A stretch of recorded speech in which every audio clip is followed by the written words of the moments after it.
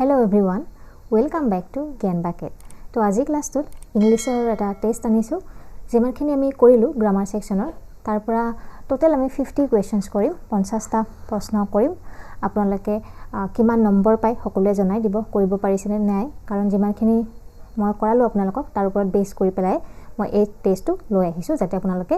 revision খিনিও কৰিব পাৰে লগতে ঠিক আছে তো আমি আৰম্ভ কৰিছো প্ৰথমটো প্ৰশ্ন চাও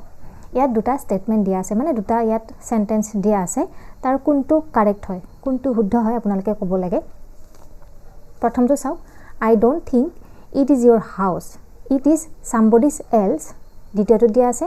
I don't think it is your house it is somebody else's ইয়াৰে কোনটো মানে কাৰেক্ট হয় এনসাৰটো কৰিব পাৰিছে আপোনালোকে নিশ্চয় বি যেটো হয় এটো সেন্টেন্স এটো শুদ্ধ হ'ব কাৰণ যেতিয়া এনেকুৱা আমি somebody anybody তেনেকুৱা বিলাক যেতিয়া ব্যৱহাৰ কৰো হেবিলাকৰ যেতিয়া আমি পজেশন দেখাবলগীয়া হয় পজেসিভ কেছত তেতিয়া হলে আমি somebody else's এনেকুৱাকে লিখিম somebody's else বুলি নিলিখো ঠিক আছে তো elseৰ ক্ষেত্ৰত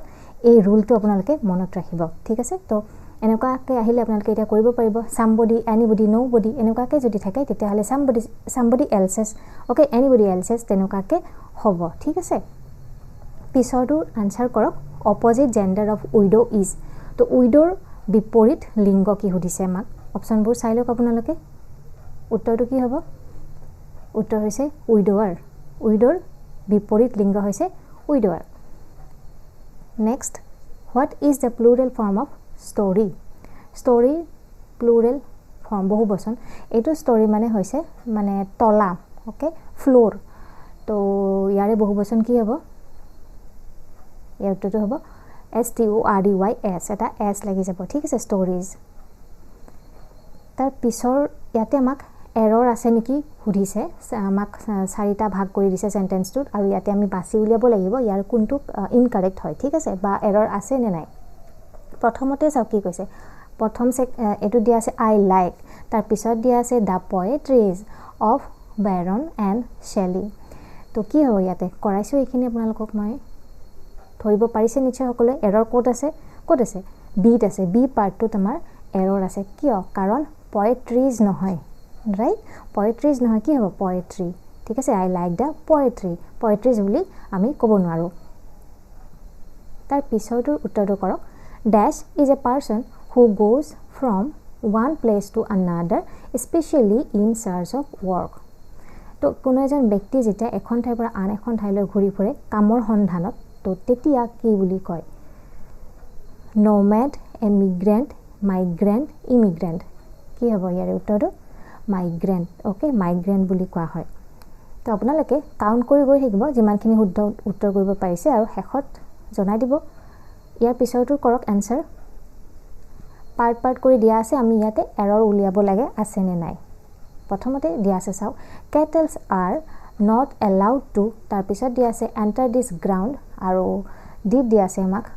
no error তো ইয়াৰে কোনটো পাৰ্টত এৰৰ আছে চাওকচোন উলিয়াব পাৰিব ইজি হয় কৰাইছো আগত কি হ'ব kettle ওকে kettle ক'ব লাগিব আমি kettles ক'ব নোৱাৰো ৰাইট তো আমি কি লিখিম kettle in place of kettles clear তাৰ পিছৰটো কৰক you can buy the scissors that is sharp ইয়াৰে কোনটো পাৰ্টত ভুল আছে you can buy তাত কিবা ভুল থকা নিচিনা লাগিছে নে নাই the scissors নাই ইয়াতো শুদ্ধ scissors হয় that is sharp আমি ইয়াতে is বুহাব নোৱাৰো তাৰ মানে আমাৰ c পাৰ্টটো ভুল আছে আমি কি লিখিব লাগিব r লিখিব লাগিব কাৰণ scissors এবিলাক scissors spectacles এইবিলাক সদায় প্লুৰেল ভাৰ্বৰ লগতহে ব্যৱহাৰ কৰিব পাৰো আমি ঠিক আছে তো সেই কাৰণে আমি কি লিখিম r next question to answer কৰক whenever he goes to Mumbai he stays in 5 stars hotels ইয়াৰে কোনটো পাৰ্টত ভুল আছে ইয়াৰে চাওক ইয়াৰে এটো পাৰ্টত ভুল আছে সি পাৰ্টত ভুল আছে কাৰণ ইয়াত আমি 5 stars hotels বুলি লিখিব নোৱাৰো আমি 5 star বুলি লিখিব লাগিব ঠিক আছে 5 star এনেকুৱাকে যেতিয়াই ধৰক আমি ব্যৱহাৰ কৰো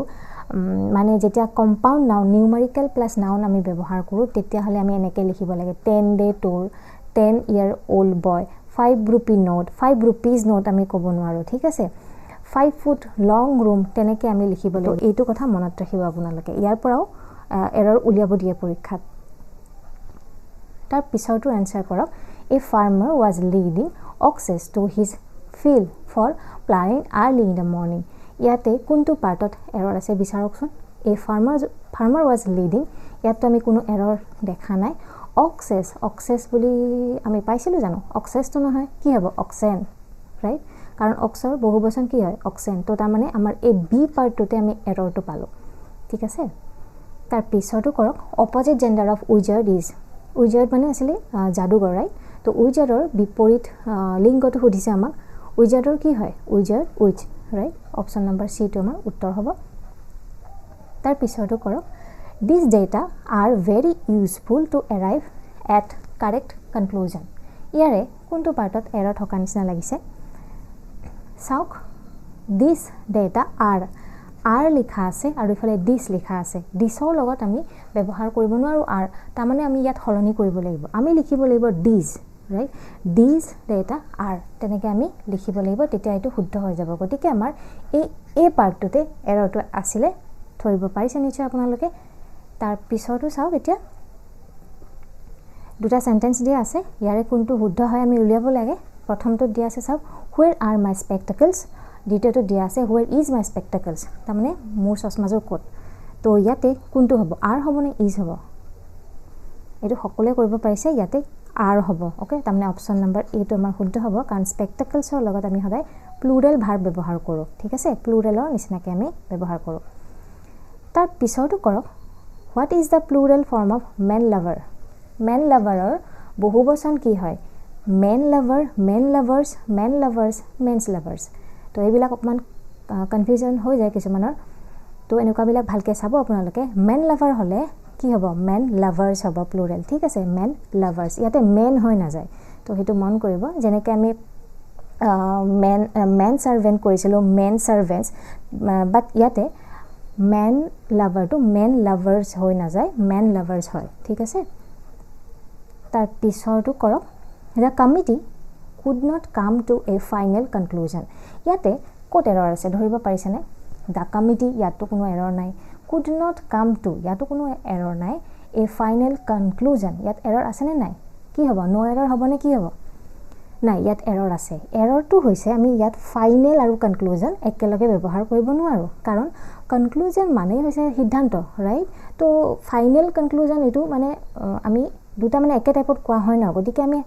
কনক্লুজন বুলি অকলে কম গতিকে ইয়াতে আমি যেটো ফাইনেল হয় হেতু আমি ৰিমুভ কৰিম the committee could not come to a conclusion ঠিক আছে বুজি পাইছে কথাটো তো ইয়াতে ফাইনেলটো আমি ৰিমুভ কৰি দিম তো সেই কাৰণে আমাৰ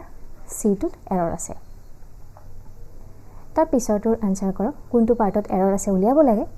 there are 2 scores of books which are lying unused in the library আচ্ছা there are 2 scores হ'ব নোৱাৰে কিয় হ'ব নোৱাৰে ইয়াতে চাওক আপোনালোকে নিয়মটো যেতিয়াই যি কোনো নিউমেৰিকেল এডজেক্টিভ থাকে যেনেকৈ ধৰক আগত 2 বুলি থাকিলে পিছত 100 থাকিলে আগত 2 থাকিলে বা 3 থাকিলে যি নাথাকক কিয় পিছত thousands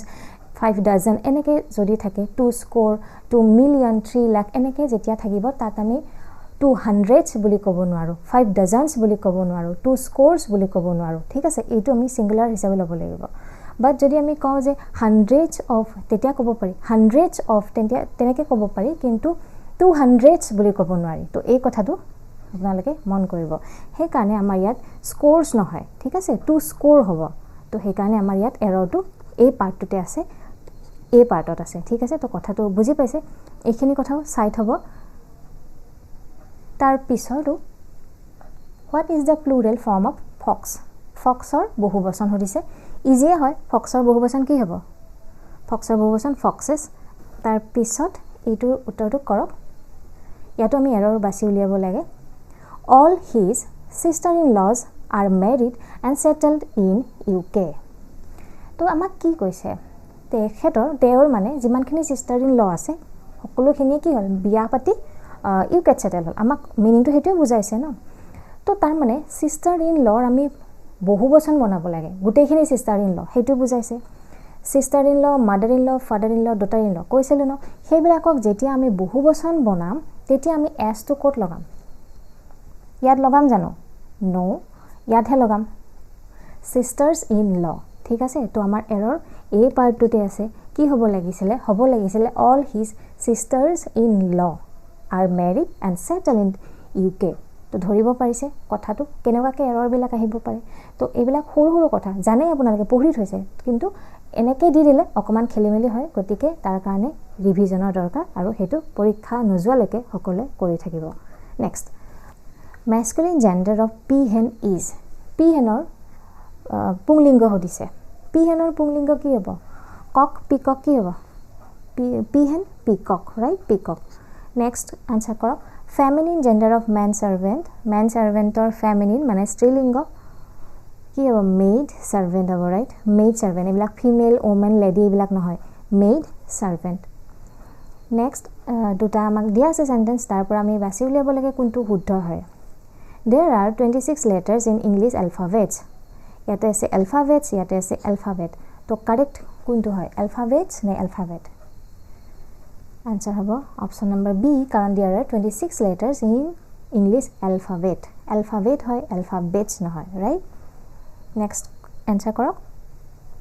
all the evidences against him was rejected by the high court ইয়াৰে error code আছে নে নাই চাওক all the evidences তো নহয় all the evidence হ'ব evidence হয় right গতিকে আমি প্ৰথম পাৰ্টটোতে এৰৰ বিচাৰি পালো তো আমাৰ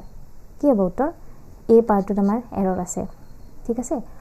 all the evidence against him was to ঠিকে আছে কাৰণ এভিডেন্সৰ লগত আমি সিঙ্গুলাৰ হিচাপে যেহেতু ব্যৱহাৰ কৰিম সিঙ্গুলাৰ ভাৰ্ব লগাইছো ৰাইট তো evidence in place of evidences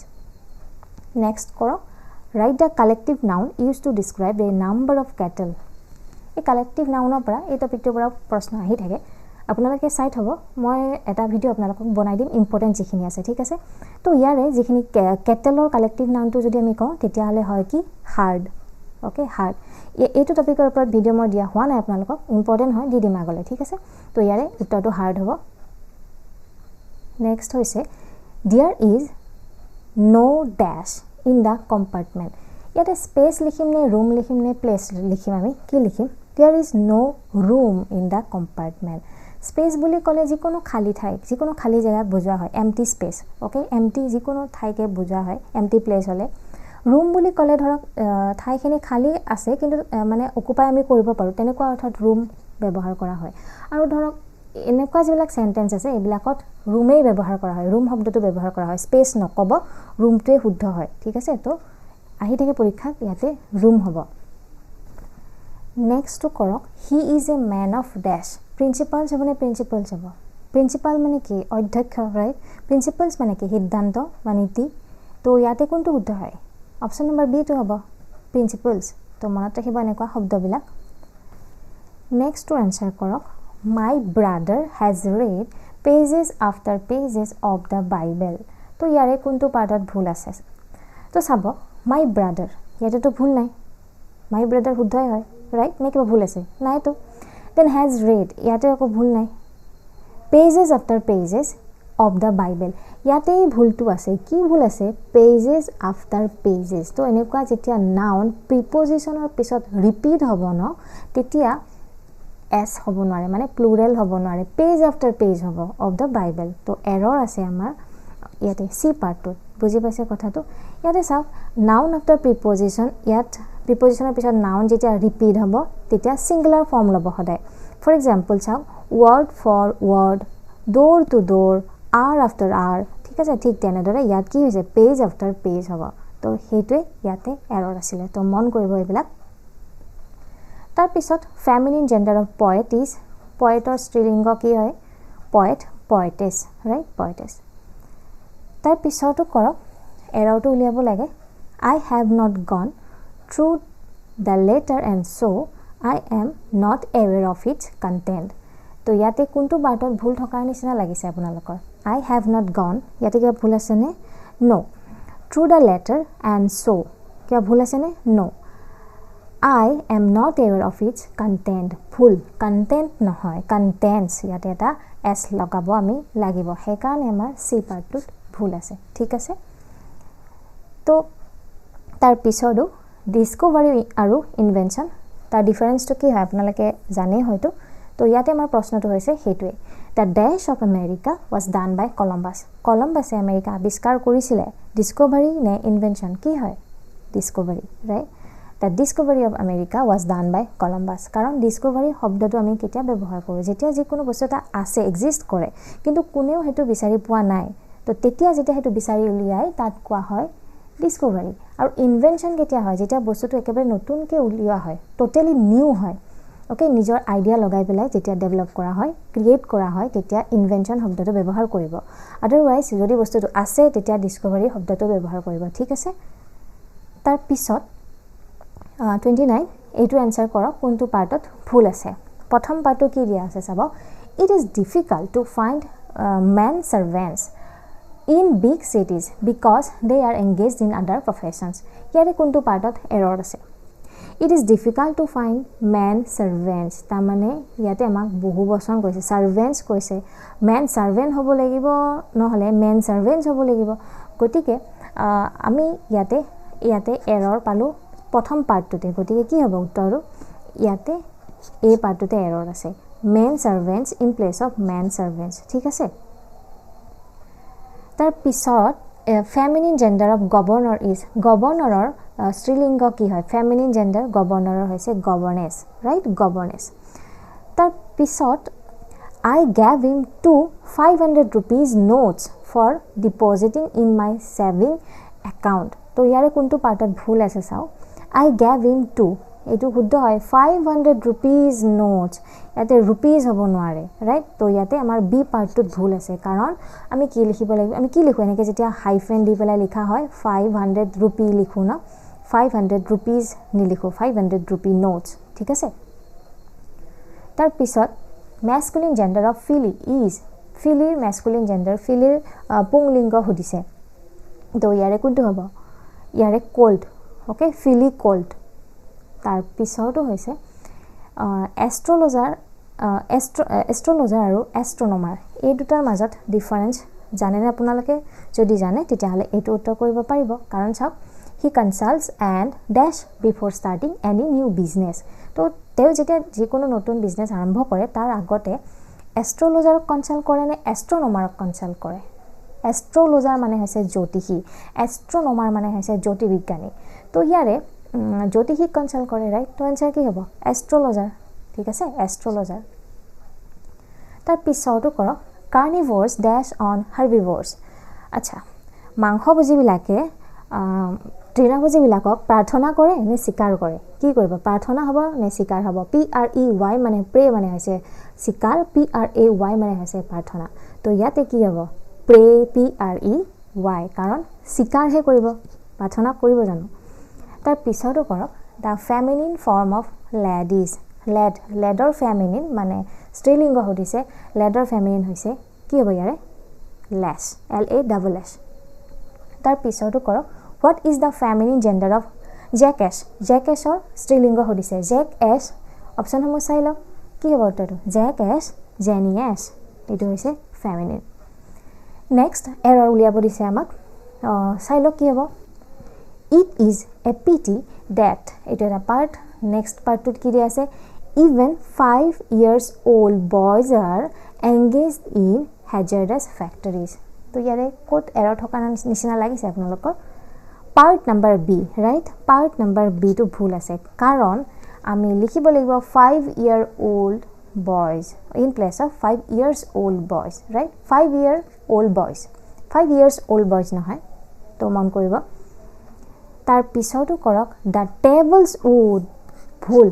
যেতিয়াই প্ৰথম পাৰ্টতে আমি এৰৰ পাই গলো দা টেবলস উড নহয় দা উড অফ দা টেবল কাৰণ টেবুলখন মানে কি হয় জড় বস্তু হয় তো যেতিয়াই জড় বস্তুৰ কথা কোৱা হয় তেতিয়া আমি তাত এপোষ্ট্ৰফি এস ব্যৱহাৰ কৰিব নোৱাৰো এটো বহুত ডাঙৰ ভুল হয় ঠিক আছে গতিকে আমি লিখিব লাগিব দা উড অফ দা টেবল তো আমি পাৰ্ট নাম্বাৰ 8 ইয়াতে ভুল পাই গলো ঠিক আছে তো তেনেকে মন কৰিব যিকোনো যেতিয়া আমি যিকোনো জীৱৰ কথা কম তেতিয়া আমি এপোষ্ট্ৰফি এস ব্যৱহাৰ কৰো বা টাইমৰ কথা কলে ওয়েটৰ কথা কলে বা ডিসটেন্সৰ কথা কলে আৰু এমাউন্ট বা পাৰ্সনিফাইড নাউনৰ কথা আমি আগত কৰিছো ৰাইট তো আপোনালোকে যিসকলে আগৰ ক্লাছবিলাক কৰা নাই প্লেলিষ্ট দিয়া আছে তলত তাৰ পৰা আছে আগৰবিলাক কৰি ল'ব তেতিয়া আপোনালোকৰ সুবিধা হ'ব এইবিলাক প্ৰশ্ন উত্তৰ কৰিবলৈ ঠিক আছে তো পাৰ্সনিফাইড নাউন যেনেকৈ ধৰক ইয়াতে কি কৈছে চাওক নেচাৰছ ল ইয়াতে এপষ্ট্ৰফি আমি ব্যৱহাৰ কৰিব পাৰোঁ ৰাইট তো এইবিলাক মন কৰিব এই 1 কিলোমিটাৰছ জাৰ্নি ইয়াত ডিষ্টেন্স বুজাইছে সেইকাৰণে আমি এপষ্ট্ৰফি ব্যৱহাৰ কৰিব পাৰিছোঁ তো এইবিলাক যিবিলাক দিয়া আছে এইবিলাকত আমি ব্যৱহাৰ কৰিব পাৰোঁ কিন্তু যিবিলাক জড় হয় সেই জড় বস্তুবিলাকৰ লগত আমি ব্যৱহাৰ কৰিব নোৱাৰোঁ যেনেকৈ দ্য টেবলছ উড ভুল the wood of the table correct হয় ঠিক আছে তো সেইকাৰণে আমাৰ এই পাৰ্টটোতে এৰৰ আছিলে তাৰ পিছৰ এইটো এনসাৰ কৰক ইজি হয় what is the feminine gender of earl আৰ্লৰ ফেমিনিন মানে স্ত্ৰীলিংগ কি হ'ব লেডি কাউণ্টেছ জেৰিনা কি আছিলে countess right option number B টো আমাৰ উত্তৰ হ'ব তাৰ পিছত 42 কৰক what is the feminine gender of sorcerer sorcerer মানে যাদুকৰ আছিলে ৰাইট তো ইয়াৰে ফেমিনিন স্ত্ৰীলিংগ আছিলে সৰ্চাৰেছ তাৰ পিছৰটো কৰক এৰৰটো উলিয়াব লাগে কি দিয়া আছে চাওক বাছি উলিয়াবৰ কাৰণে চেষ্টা কৰক কোনটো হ'ব কি দিয়া আছে a plenty of informations about his activities was passed on to his boss কি হ'ব এই একেবাৰে আৰম্ভণিতে লাগি আছে ইনফৰমেশনস হ'ব জানো নহয় ন ইনফৰমেশন ৰাইট ইনফৰমেশন আমি হলনি কৰিম ইনফৰমেশনছৰ ঠাইত তো এইটো বুজাব লগা নাই সকলোৰে মনতে আছে তাৰ পিছত কৰক what is the feminine gender of ডিউকৰ স্ত্ৰীলিংগ কি আছিলে duchess right option number B টো হ'ব তাৰ পিছত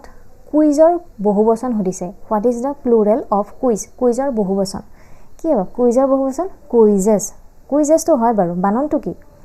QUIZZES কুইজেছ ঠিক আছে নেক্সট এৰৰ উলিয়াওক Commanders in chief orders arrived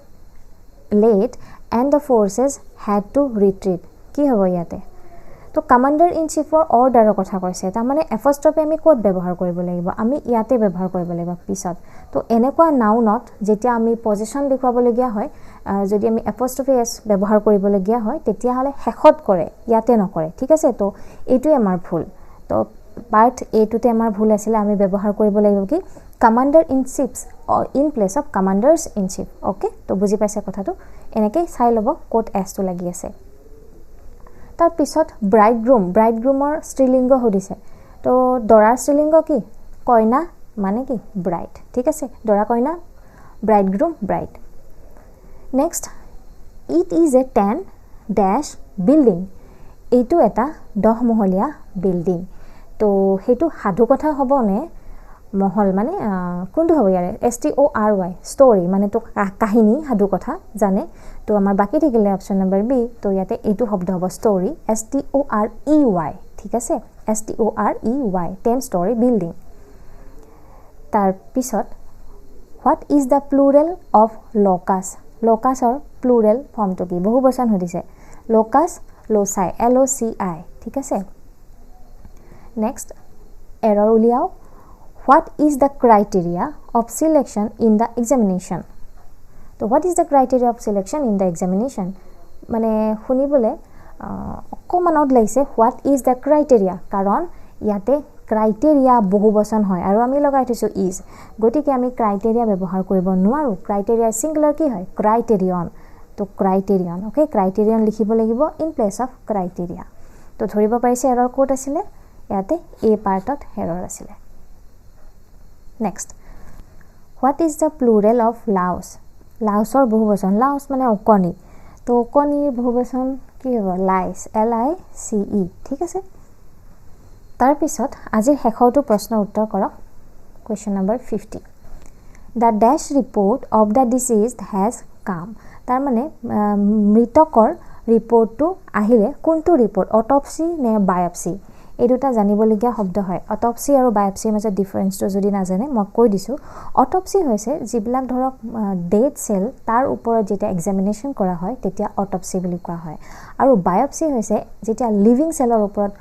examination কৰা হয় তেতিয়া হলে বায়োপসি শব্দটো ব্যৱহাৰ কৰা হয় এতিয়া যেহেতু মৃতকৰ কথা কৈছে ডেড বডিৰ কথা কৈছে ডেড সেল সেই কাৰণে ইয়াত অটপসি শব্দটো ব্যৱহাৰ হয় ঠিক আছে ইয়াতে উত্তৰ আমাৰ অটপসি হ'ব